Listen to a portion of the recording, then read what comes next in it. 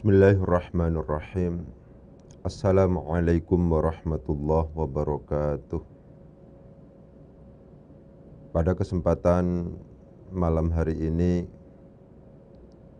kita akan melanjutkan kajian kita tentang teori dasar nahwu dan shorof. Yang akan kita jadikan sebagai panduan adalah buku kami, yaitu buku yang ini. Dan bagi pemirsa yang membuka atau yang membawa buku ini, silahkan dibuka halaman ini, cetakan yang terakhir, halaman 32, yaitu tentang kalimah. Karena episode-episode sebelumnya itu kita sudah membahas tentang bagaimana pembelajaran shorof, baik tasrif istilahi, tasrif lughawi, dalam metode al-bidayah. Sekarang kita lanjutkan tentang pembahasan tentang nahwu, yang tentunya nahwu itu pasti pada akhirnya akan dimulai dengan kajian tentang kalimah. Ini penting untuk diperhatikan. Ya. Tentang kalimah. Itu. Dalam buku ini saya tegaskan tentang definisi. Kalimah dalam bahasa Arab diterjemahkan dengan kata dalam bahasa Indonesia. Sedangkan kalimah dalam bahasa Indonesia yang minimal terdiri dari subjek dan predikat diterjemahkan dengan jumlah dalam bahasa Arab. Jadi terdapat perbedaan istilah antara kalimat dalam bahasa Indonesia dengan kalimat dalam bahasa Arab. Ya, jadi ada perbedaan istilah. Dalam bahasa Indonesia gitu ya. Kalimat ini diterjemahkan dengan kata. Ya. Sedangkan kalimat dalam bahasa Indonesia dalam dalam bahasa Arab itu kalimat, dalam bahasa Indonesianya adalah kata. Kalimat dalam bahasa Indonesia, dalam bahasa Arabnya, dalam bahasa Indonesia ya, perlu diperhatikan, dalam bahasa Arabnya itu disebut sebagai jumlah. Begitu. Ya. Ada masalah apa enggak? Pak Umat? Ya. Jadi kalimat dalam bahasa Arab, dalam bahasa Indonesianya diterjemahkan dengan kata. Perlu diperhatikan, kalimah dalam bahasa Arab, dalam bahasa Indonesianya diterjemahkan dengan kata. Sedangkan kalimat dalam bahasa Indonesia, itu dalam bahasa Arabnya diterjemahkan dengan jumlah. Kalimat yang merupakan gabungan dari subjek, predikat, objek, keterangan, misalnya SOPK, dalam bahasa Arabnya disebut sebagai jumlah. Ya. Jadi ada perbedaan istilah yang harus difahami oleh peserta didik baru tentang kalimah. Kalimah dalam bahasa Arab, dalam bahasa Indonesianya diterjemahkan dengan kata. Sedangkan kalimat dalam bahasa Indonesia yang minimal terdiri dari subjek dan predikat, kadang-kadang ada objek, ada keterangan, dalam bahasa Arabnya disebut sebagai jumlah. Begitu. Ya, saya ulangi lagi. Kalimah dalam bahasa Arab, dalam bahasa Indonesianya diterjemahkan dengan kata. Sedangkan kalimat dalam bahasa Indonesia, dalam bahasa Arabnya diterjemahkan dengan jumlah. Ya. Lah, jumlah ini yang nanti pada akhirnya adalah ada jumlah fi'liyah, ada jumlah ismiyah, itu merupakan gabungan dari kalimat-kalimat. Saya contohkan misalnya ini. Ini adalah jumlah. Dalam bahasa Arab, bahasa Indonesianya disebut sebagai kalimat. Ya, misalnya kataba Muhammadun, misalnya ar-risalata, misalnya. Ini adalah kalimah ya, kata. Ini adalah kalimah, ini adalah kalimah. Gabungan ini disebut sebagai jumlah. Ya, jumlah. Ini adalah kalimah fi'il dalam hal ini adalah kalimah juga. Kalimah isim adalah dalam hal ini adalah kalimah juga. Kalimah isim dalam hal ini ya. Ini fi'il, ini isim, ini isim. Gabungannya ini dalam bahasa Indonesianya ini disebut sebagai kata, ini disebut sebagai kata, ini disebut sebagai kata, misalnya. Gabungannya ini disebut sebagai jumlah. Atau dalam bahasa Indonesianya disebut sebagai kalimat, pakai T di sini. Ya, kalimat minimal terdiri dari subjek dan predikat. Jadi penting untuk ditegaskan bahwa terdapat perbedaan istilah antara bahasa Arab dengan bahasa Indonesia tentang kalimat. Kalimah dalam bahasa Arab, dalam bahasa Indonesianya diterjemahkan dengan kata. Sedangkan kalimat dalam bahasa Indonesianya yang dalam bahasa Indonesia yang minimal terdiri dari subjek dan predikat, dalam bahasa Arabnya diterjemahkan dengan jumlah. Dalam buku saya ini yang pertama kali dibahas itu adalah tentang kalimat, ya, tentang kalimah, tentang kata. Karena pada akhirnya yang namanya jumlah, yang namanya kalimat itu jumlah fi'liyah atau ismiyah itu pasti merupakan gabungan dari kata-kata yang ada. Ini misalnya, ini adalah jumlah ini. Kataba Muhammadun ar-risalata. Ini adalah jumlah. Jumlah ini terdiri dari kalimah, ya, kata, kalimah, kata, kalimah, kata. Kataba itu adalah kalimah atau kata, dalam hal ini adalah fi'il. Muhammadun itu adalah kalimah atau kata, dalam hal ini adalah isim. Ar-risalata itu adalah kalimah atau kata, dalam hal ini adalah isim.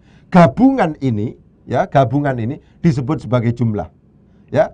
Jadi kalau seandainya ini diterjemahkan dalam bahasa Indonesia, misalnya Muhammad menulis surat misalnya. Ya. Ini adalah dalam bahasa Indonesianya disebut sebagai kalimat. Ya. Kalimat terdiri dari kata-kata. Kata ditambahkan dengan kata yang lain, ditambahkan dengan kata yang lain, membentuklah sebuah kalimat.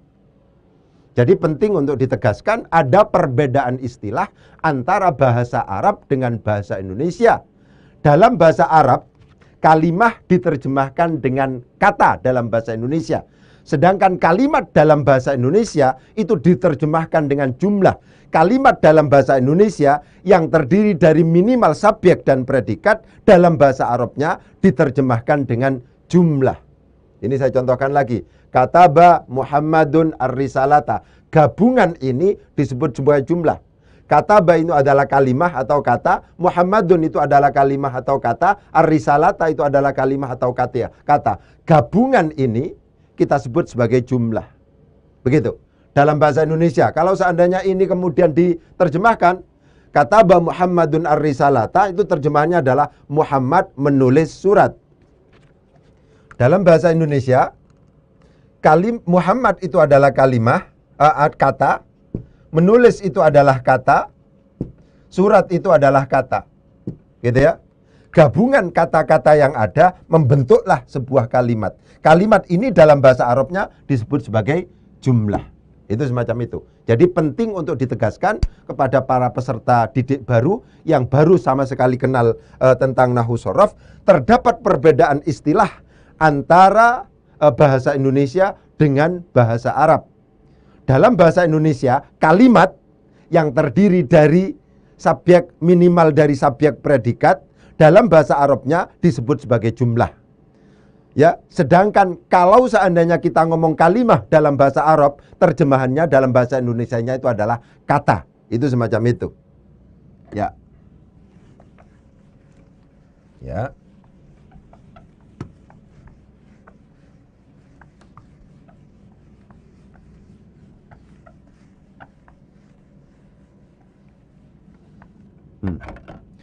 Selanjutnya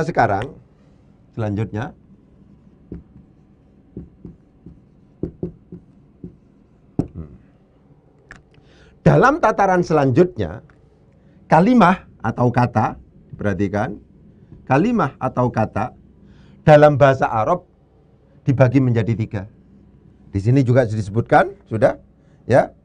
Ada yang disebut sebagai kalimah fi'il, ada disebut sebagai kalimah fi'il, gitu. Ada yang disebut sebagai kalimah isim, ada yang disebut sebagai kalimah huruf. Ya. Kitab-kitab yang tersusun, yang tebal-tebal itu pasti pada akhirnya merupakan gabungan dari, yang terdiri dari gabungan dari fi'il, isim, huruf. Ini isim, fi'il, huruf. Itu semacam itu. Jadi teks Arab yang panjang-panjang dan seterusnya itu, Quran, hadis, macam-macam, mesti tidak mungkin lepas dari gabungan dari kalimah fi'il, kalimah isim, dan kalimah huruf. Karena demikian, maka kita harus bisa ya menerjemahkan dengan baik apa itu fi'il, apa itu isim, apa itu huruf. Kenapa? Karena pada akhirnya ketika kita menganalisis teks Arab, maka kemampuan kita dalam rangka melakukan identifikasi apakah ini termasuk dalam kategori isim, fi'il, dan huruf, itu sangat-sangat menentukan tingkat akurasi kita misalnya untuk misalnya membaca dan memahami teks Arab itu sendiri. Selanjutnya di sini dalam pengertian kalimah fi'il, masih halaman 32, ditegaskan di sini kalimah fi'il adalah lafadz yang memiliki arti dan bersamaan dengan salah satu zaman yang tiga, yaitu zaman hal, zaman madhi, zaman hal, dan zaman istiqbal. Ya. Jadi di sini saya tegaskan bahwa yang dimaksud dengan kalimah fi'il adalah lafadz yang memiliki arti, ada artinya di sini. Bukan lafadz yang tidak memiliki arti. Lafadz yang memiliki arti dan bersamaan dengan salah satu zaman yang tiga. Kata kunci, apakah sebuah kalimat itu disebut sebagai kalimat fi'il atau tidak, itu apakah yang kalimat atau kata yang memiliki arti itu bisa bersamaan dengan salah satu zaman yang tiga atau tidak. Zaman yang tiga itu maksudnya adalah zaman madhi, zaman hal, zaman istiqbal. Jadi standarnya ini sudah. Kalau seandainya kita menemukan sebuah kalimah bisa disebut sebagai kalimah fi'il apabila kalimah yang memiliki arti atau kata yang memiliki arti itu bersamaan dengan salah satu zaman yang tiga. Maksudnya bersamaan zaman yang tiga itu apa? Kalau seandainya kemudian arti itu disertai dengan salah satu zaman yang tiga, diberi kata-kata telah, atau diberi kata-kata akan, sedang misalnya, atau diberi kata-kata akan misalnya, itu cocok. Begitu saja.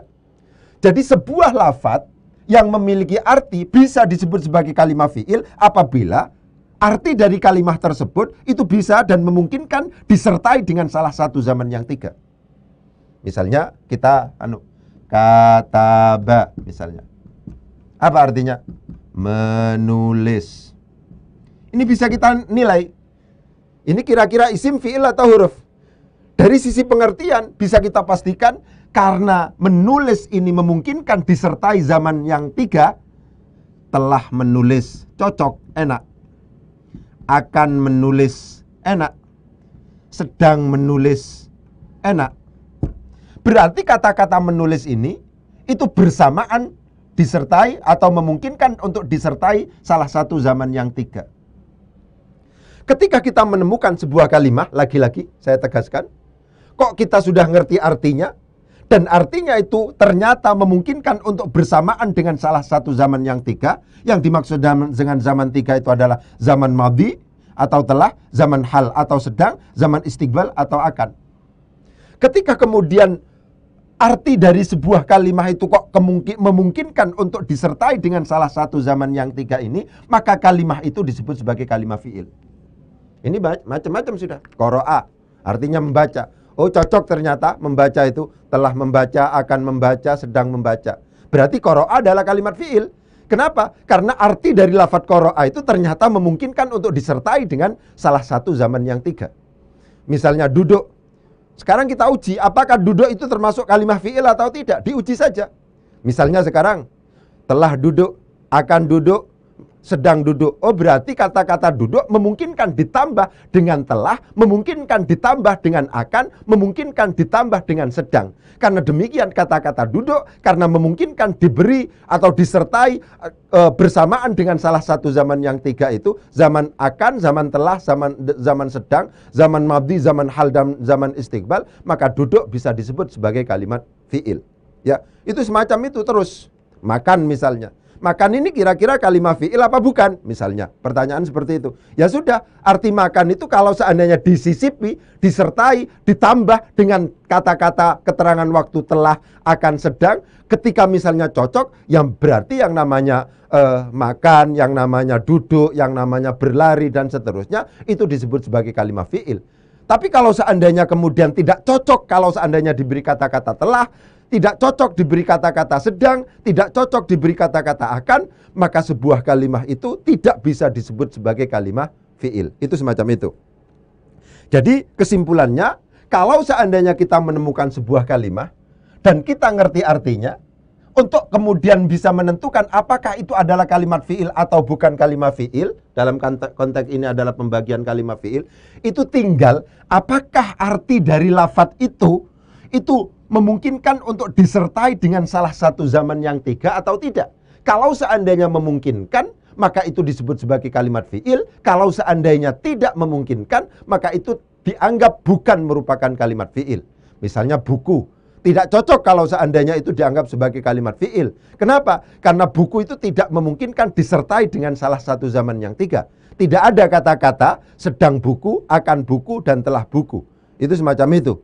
Misalnya air misalnya, itu apakah kalimat fi'il atau bukan fi'il misalnya? Ya langsung saja, kata-kata air itu diberi kata-kata sedang, akan, dan telah. Ketika tidak cocok, maka pasti di situ bukan termasuk dalam kategori fi'il. Itu mesti kalimat yang lain. Itu seperti itu.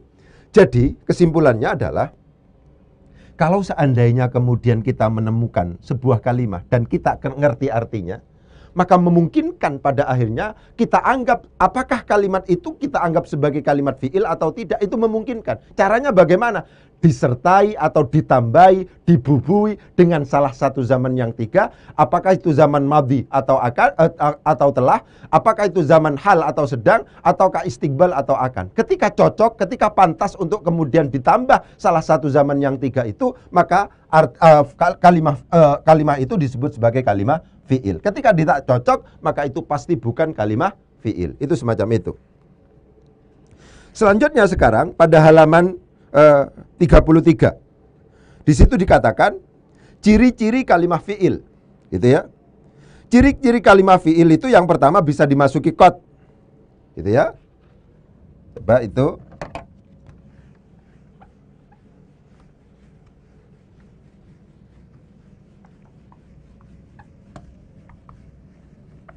Ya, memang ini sengaja kita baca bersama-sama supaya pemirsa di rumah itu mendapatkan banyak kemudahan. Yang pertama, ciri-cirinya bahwa sebuah kalimat itu disebut sebagai kalimat fi'il, yang pertama memungkinkan untuk diberi qad. Ya. Yang kedua, memungkinkan untuk kemudian diberi sin tanfis. Sin tanfis. Ya, ini kurang enak. Yang ketiga adalah diberi saufa taswif. Ya. Ini.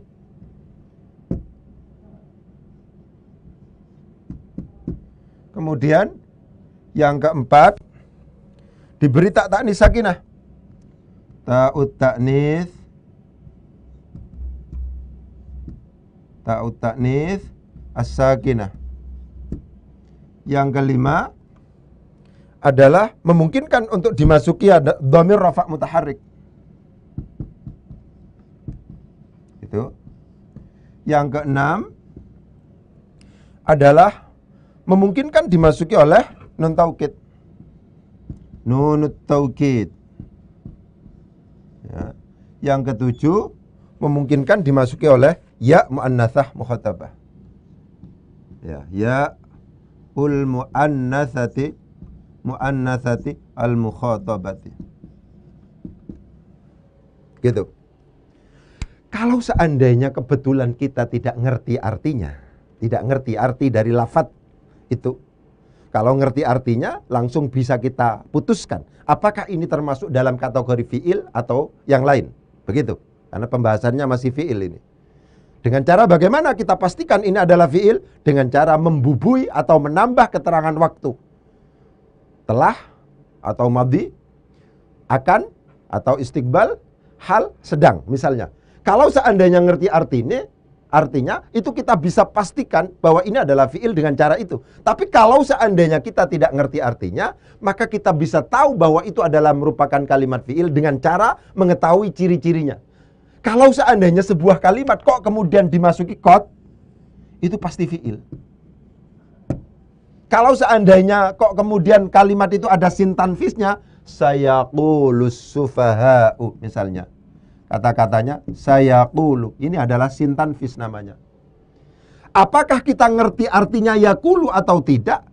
Karena dimasuki sin, ini namanya sin tanfis, sayaqulu, sinnya itu disebut sebagai sin tanfis, maka ini pasti dalam kategori fi'il.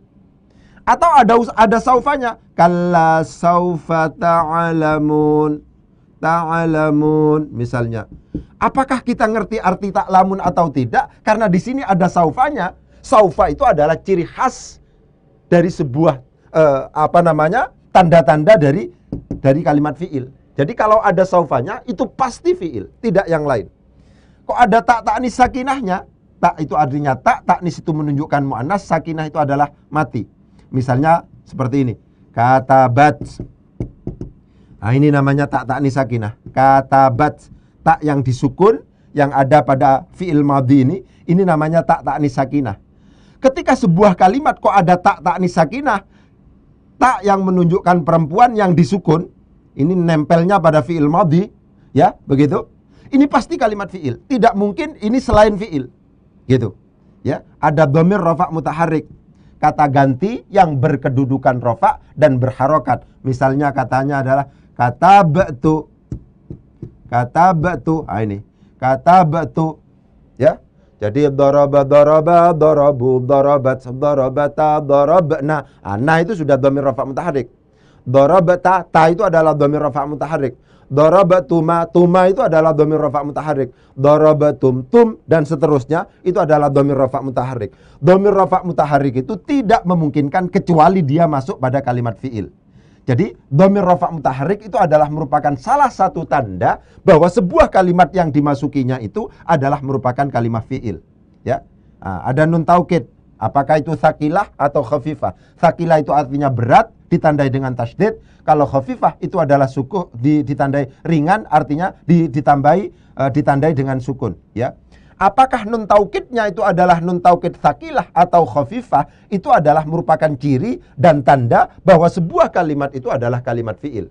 Misalnya yadribanna, yaktubanna, misalnya ini. Yadribanna misalnya. Ini ada tasdidnya di sini. Ini tasdid.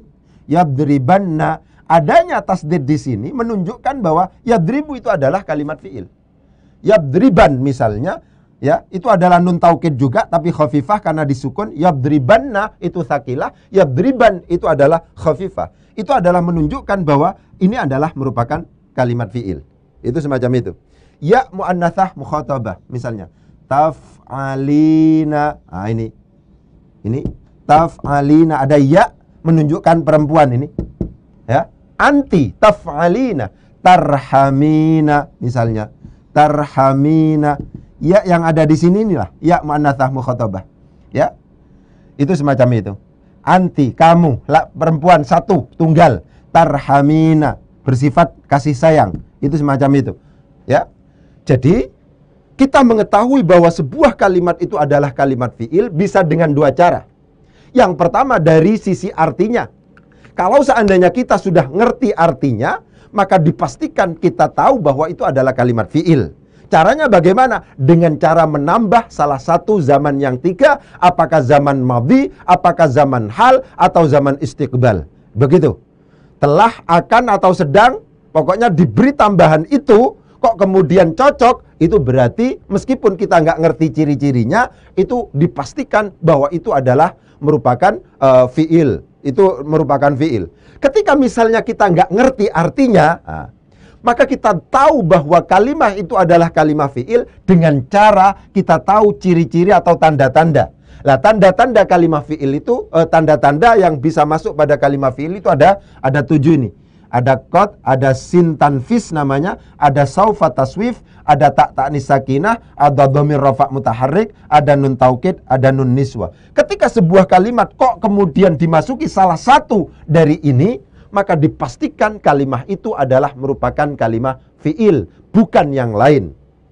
Ya, di sini saya tulis juga bahwa yang namanya qad itu bisa masuk pada 2 fiil di sini, ya. Bisa masuk pada fiil madhi, bisa masuk pada fiil mudhari.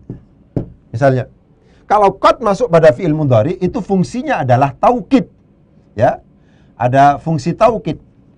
Ya, sungguh gitu artinya. Qad kataba misalnya. Yang pertama fungsinya taukid, qad kataba misalnya. Qad kataba, sungguh telah menulis. Kenapa kok qad diterjemahkan sungguh, kok diterjemahkan taukid? Karena ini masuk pada fiil madhi. Itu semacam itu. Di samping memiliki fungsi taukid, qad itu juga memiliki fungsi takrib. Di sini ditulis. Ya, takrib. Menunjukkan waktu dekat. Misalnya ini, qad qamat as-salatu misalnya. Qad qamat, sungguh akan, begitu ya.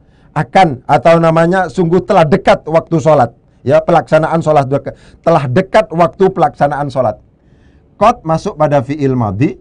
Padahal sholat pada saat itu masih belum dilakukan, itu menunjukkan bahwa qad di sini bukan menunjukkan bukan menunjukkan taukid, akan tetapi menunjukkan takrib. Takrib itu adalah pelaksanaannya telah dekat, ya. Kemudian kalau seandainya qad itu masuk pada fiil mudhari, itu menunjukkan taklil. Itu jarang atau kadang-kadang kalau dalam bahasa kita, terkadang menunjukkan taklil. Jadi begitu, ya. Jadi qad itu fungsinya seperti itu.